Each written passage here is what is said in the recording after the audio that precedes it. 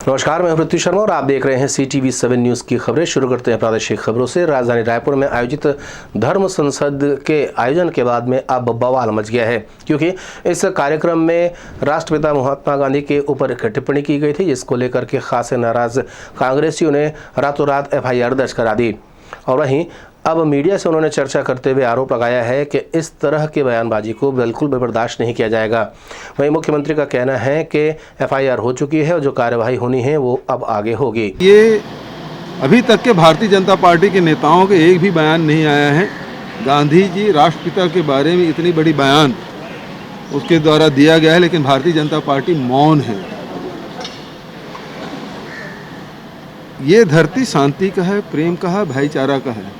ये गुरु घासीदास की धरती है, कबीर की धरती है, और यहाँ इस प्रकार से उत्तेजक बातें या हिंसात्मक बातें बिल्कुल बर्दाश्त नहीं की जाती।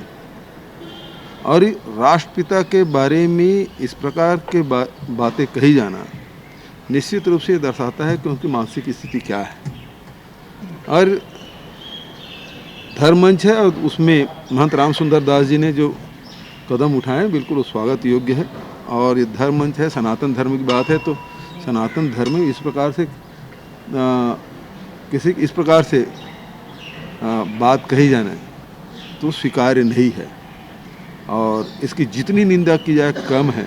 वह इस मामले को लेकर के विवेक तनखा कांग्रेस के वरिष्ठ नेता है, उनका कहना है कि ये पूरा जो वाकया है ये पूरी तरीके से निंदनीय है। कानून के ऊपर कोई नहीं है। Mahatma Gandhi is father of the nation. उनके प्रति इस प्रकार के शब्द यूज़ करना बड़ी शर्म की बात है। और मैं इसको कांग्रेस की FIR नहीं मानता हूँ, ये जनता की FIR है। और जो लोग संविधान का मजाक उड़ाएंगे, राष्ट्रपिता का मजाक उड़ाएंगे, उन पर कठोर से कठोर कार्रवाई होनी चाहिए। आयोजन समिति से जुड़े हुए प्रमोद दुबे ने भी मीडिया से चर्चा की है और उन्होंने कहा है कि कालीचरण की जो भाषा थी वो भाषा संतों की भाषा नहीं है, और जो संत हैं वो ऐसी भाषा का उपयोग नहीं कर सकते, क्योंकि हम सब सनातन धर्मी हैं और हमने अपने ग्रंथ और अपने आध्यात्म पढ़े हैं और सुने हैं। उसमें इस प्रकार की भाषा का कहीं उपयोग नहीं किया गया है। सनातन धर्मी एक दिशा और दशा तय करने के लिए, मार्गदर्शन लेने के लिए कोई कार्यक्रम कराते हैं। कालीचरण जी ने जो भाषा का उपयोग किया वो कतई निंदनीय है। हम इसी के खिलाफ FIR करने गए थे। वही भारतीय जनता पार्टी ने भी सवाल खड़ा किया है कि आयोजन समिति को सोचना चाहिए और क्या बोला जाएगा या क्या बोलना है, इस पर भी विचार किया जाना चाहिए। ये आयोजन जो हुआ है और जिसमें जिस तरह के भी बातें सामने आई हैं वो गलत है। जिस प्रकार से धर्म संसद बुलाए गए और बुलाने के बाद में किसी के नियंत्रण था ही नहीं, वैसे भी साधु संत आते हैं, अपनी मन की बात रखते हैं। या तो आयोजन समिति को उसमें विषय वस्तु का निर्धारण करना चाहिए और विषय में बोले, और नहीं तो फिर अपने जो मन की बात है साधु संत धर्म संसद के माध्यम से अपनी भावनाओं को व्यक्त करते हैं। ऐसे विषयों से बचने की आवश्यकता है। और यदि बुलाए हैं तो उनके या तो तत्काल कैसे वो टोक सके, रोक सके, उस पर बात करनी चाहिए, और नहीं तो फिर वो आज़ादी के साथ में अपनी बात को रखे।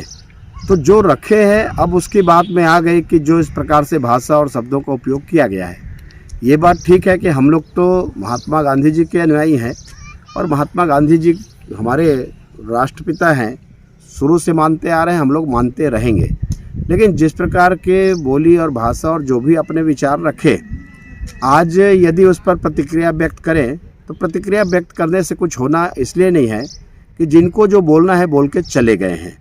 इधर 112 के नई प्रभारी हैं डॉक्टर संगीता। उन्होंने आज मीडिया से मुलाकात की है। ये पहली बार है कि जब वो मीडिया के सामने आई हैं, और अब उन्होंने 112 में किस तरीके से तेजी आएगी इस पर विचार विमर्श किया है, लोगों की राय और सुझाव भी मांगे हैं। उन्होंने आंकड़े भी जारी किए हैं कि किस तरीके से 112 लोगों के हितों में काम कर रही है।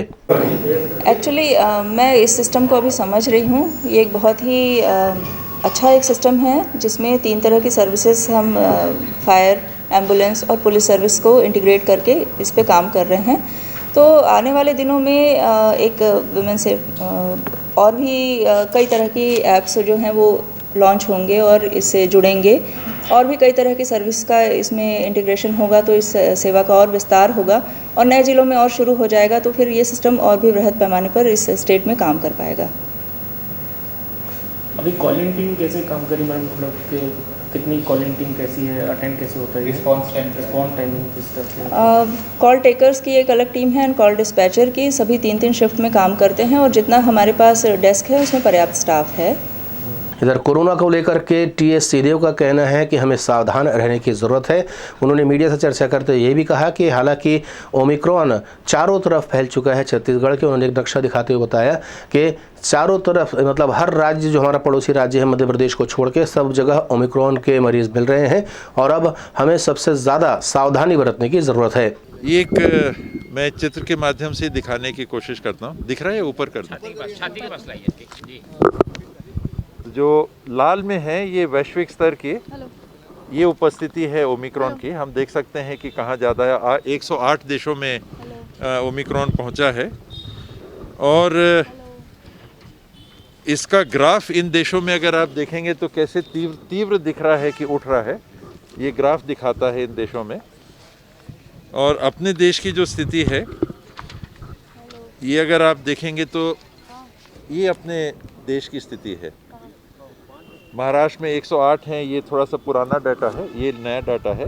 और आप देखेंगे कि कैसे चारों तरफ से छत्तीसगढ़ घिर गया है।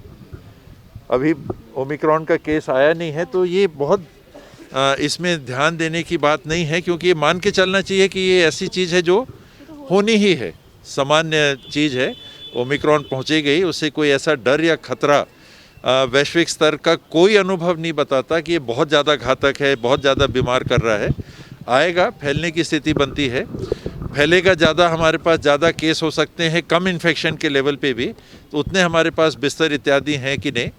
तो अभी दूसरे लहर के अनुभव के आधार पे हम लोगों की समीक्षा में ये बात स्पष्ट तौर पे आई है, उतनी तैयारी है। दिवंगत पंचायत शिक्षक संघ के परिवार वाले अनुकंपा नियुक्ति की मांग करते हुए धरना प्रदर्शन कर रहे हैं और शासन ने आज तक इनकी सुध नहीं ली है, जिससे ये खासे नाराज़ हैं। इन्होंने मीडिया से चर्चा करते हुए अपना दुख बयां किया है। हम आपको बता दें कि इन्होंने कई अलग अलग तरीक़ों से सरकार का ध्यान आकृष्ट करने की कोशिश की, लेकिन छत्तीसगढ़ सरकार के कान में जू तक नहीं रेंगी है। दिवंगत पंचायत शिक्षक अनुकंपा संघ 6 दिसंबर से धरना प्रदर्शन लगातार निरंतर यहाँ कर रहे हैं। हमारा साथ देने के लिए, अनुकंपा संघ का साथ देने के लिए समाज सेविका प्रियंका मिश्रा जी अनशन पर बैठी हुई है। आज उनका 5वां दिन है, ना उन्होंने जल ग्रहण किया है ना उन्होंने अन्न ग्रहण किया है। वो निरंतर बैठी हुई है अनशन पे और उनकी हालत बिगड़ चुकी है। शासन प्रशासन को भी सब पता है कि उनकी हालत बिगड़ चुकी है, फिर भी कोई भी जिम्मेदार व्यक्ति यहाँ आके अनुकंपा नियुक्ति का निराकरण नहीं कर रहा है, क्योंकि अनुकंपा नियुक्ति एक संवेदनशील मामला है और संवेदन तत्काल उसका निराकरण होना चाहिए। कल पूरी पुलिस की टीम आई थी यहाँ पर और डॉक्टरों की टीम आके इनको ले जाने की पूरी कोशिश करे, लेकिन वह असफल हुई ले जाने में। हम लोग ले जाने नहीं दिए, ना प्रियंका दीदी गई नहीं। जब तक नियुक्ति नहीं हो जाती तब तक वो अपने अनशन पर बैठे रहेगी, उनकी डिमांड है। और हम लोगों का ये कहना है कि पिल्लई मैडम जो कमेटी बनी उनकी अध्यक्षा हैं, वो आके हमसे बात करें और हमको तत्काल नियुक्ति पत्र दें, क्योंकि हमारी बहनों की स्थिति इतनी दयनीय है कि घर चलाने में बहुत मुश्किल हो रही है। पहले भी 21 जुलाई से हमने 58 दिन संघर्ष किया, तो एक कमेटी मुख्यमंत्री के निर्देश पे बनी हुई थी। कमेटी का रिपोर्ट 1 महीने में आने वाला था, लेकिन 1 महीने से ज़्यादा होने पर, 3 महीने से ज़्यादा होने पर हम लोग फिर से यहाँ पर धरना पे बैठ गए। क्या भूपेश सरकार महिलाओं को रोड पे बिठाना चाहती है? अपनी 9 सूत्री मांगों को लेकर के मितानिन संघ ने आज धरना प्रदर्शन दिया है। उन्होंने राज्य सरकार से गुहार लगाई है कि राज्यांश जो 75% है उसे 100% किया जाए। मांगों को लेके आज 1 दिवसीय मितानिन बूढ़ा तालाब धरना प्रदर्शन और रैली निकालने का निर्णय लिया गया है और शासन तक हम लोग अपनी मांग पहुंचाने के लिए यहाँ इकट्ठा हुए हैं। पहला मांग हमारा ये है कि मितानिन को सबसे पहले जो सरकार, कांग्रेस सरकार अपने घोषणा पत्र में लिखा हुआ था कि अगर हमारी सरकार आएगी तो मितानिन को जितना प्रोत्साहन राशि बनता है उसके अतिरिक्त हम उनको 5,000 राशि और देंगे। तो सरकार को 2.5 साल बीत गया है, जो तक अभी तक वो राशि को कोई रता पता नहीं है। ठीक है।